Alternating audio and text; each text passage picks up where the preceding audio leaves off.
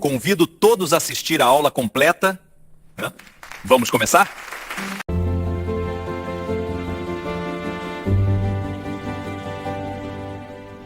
Olá! Hoje a gente vai falar de um assunto super importante, a humanização em hospitais pediátricos.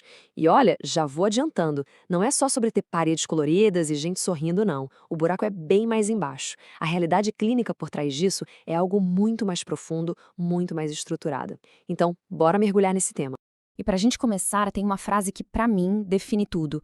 Humanizar é reconhecer que, mesmo no hospital, a infância continua a existir. Pensa bem no peso disso. A ideia aqui é que uma internação não pode, de jeito nenhum, ser uma pausa na infância. É um direito da criança, sabe? Um direito que tem que ser protegido mesmo naquele ambiente que é super técnico, super desafiador. Bom, isso já nos leva direto para nossa primeira parte. Aqui a gente vai, sabe, desconstruir aquela ideia mais comum que quase todo mundo tem sobre o assunto. Aquela de que humanizar é só ser legal e pintar umas paredes. Pode reparar, quando a gente fala em humanização no hospital para crianças, o que é que vem na cabeça? É quase automático, né? Um lugar todo colorido, cheio de brinquedo, com todo mundo sorrindo. E assim, claro que isso é legal, ajuda muito, mas é só a pontinha do iceberg. É a superfície de um conceito que é, na verdade, muito mais complexo e fundamental. E olha só que interessante esse contraste. Aquilo que parece só um jeitinho de acolher, um acolhimento informal, na verdade, é uma política pública. O que a gente vê como um sorriso, uma gentileza, é uma diretriz ética. E a decoração colorida? Não é aleatória. Faz parte de uma prática baseada em evidências científicas. Ou seja, humanização não é um plus, não é um opcional. É um dos pilares do tratamento. E aí vem uma pergunta que faz a gente parar para pensar de verdade. Se o cuidado médico olha só para o corpo, só para a doença e ignora completamente o mundo emocional da criança, será que isso pode ser chamado de tratamento? De um tratamento de verdade completo? A resposta que a política de humanização dá é bem direta: não. Agora, vamos para a segunda parte. E aqui o papo fica um pouco mais sério. A gente vai ver as consequências. Porque quando essa ideia de humanização é mal compreendida, o preço que a criança paga, psicologicamente falando, pode ser muito alto. O hospital pode acabar deixando marcas que ninguém vê. É que a gente precisa entender uma coisa. Para uma criança, o hospital nunca é um lugar neutro. Pensa só, a rotina quebra, tem dor, tem procedimentos que são assustadores. Tudo isso pode criar um medo gigantesco. Às vezes a criança até regride, volta a ter comportamentos que já tinha superado. E, acima de tudo, pode criar uma sensação de insegurança que abala toda a estrutura emocional dela. E o problema não para na criança, né? A família inteira adoece junto. A angústia dos pais, a bagunça na rotina da casa, aquele sentimento de não poder fazer nada, tudo isso faz parte do pacote. Então, não tem como. Cuidar da criança é, necessariamente, cuidar da família dela também. Ok, mas como é que o sistema de saúde lida com isso de um jeito organizado? É o que a gente vai ver agora, na terceira sessão, a política oficial que faz da humanização uma questão de direito e não de favor. E a chave para entender isso está aqui, é a Política Nacional de Humanização, a PNH.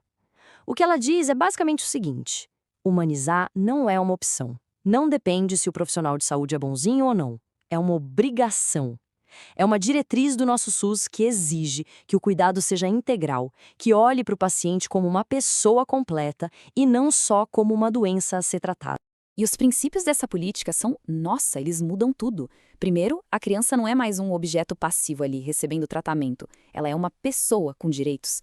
Segundo, o cuidado deixa de ser só focado na biologia, na doença, e passa a ser biopsicossocial, ou seja, leva em conta a cabeça, as emoções, o ambiente social e, por último, entende que o cuidado é uma rede que envolve o paciente, a família, a equipe, todo mundo junto.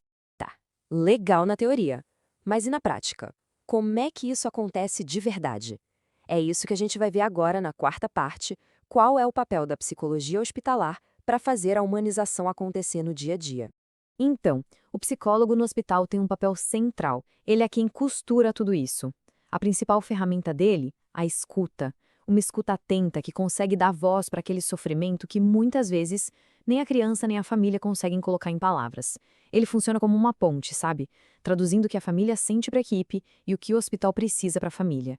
Com isso, ele fortalece os laços, que são a coisa mais importante para a segurança da criança.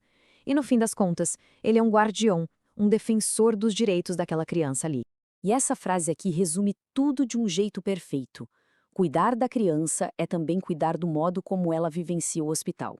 Não adianta nada fazer o procedimento técnico certinho se a gente não se importa com o que a criança está sentindo, com a experiência dela. Essa vivência, o que ela sente, isso é parte do cuidado, é central.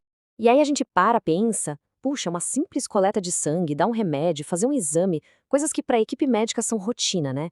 Quantas dessas experiências poderiam ser menos assustadoras, menos traumáticas, se esse cuidado completo fosse o padrão, e não uma coisa que acontece só de vez em quando? Bom, e para a gente fechar na nossa quinta e última parte, vamos amarrar todas essas pontas. Afinal, por que tudo isso é tão importante? Vamos ver as consequências, o impacto que uma abordagem humanizada tem a longo prazo. Olha, essa frase que vem agora é, talvez, a mais forte de toda essa nossa conversa. A memória emocional da criança sobre o hospital pode durar mais que a doença. Pensa nisso. A doença vai embora, o corpo se cura, mas a memória do que ela sentiu, o medo, o desamparo, ou, pelo contrário, a segurança, o carinho, isso pode ficar para sempre. O ponto aqui é que não se trata só de criar uma boa lembrança. É muito mais profundo. A gente está falando da formação de uma pessoa.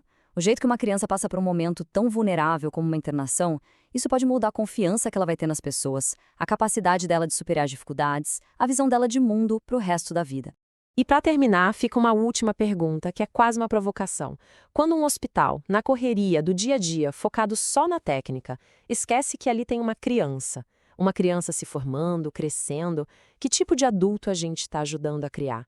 É uma responsabilidade enorme que vai muito, mas muito além dos muros do hospital. Fica aí essa reflexão para a gente.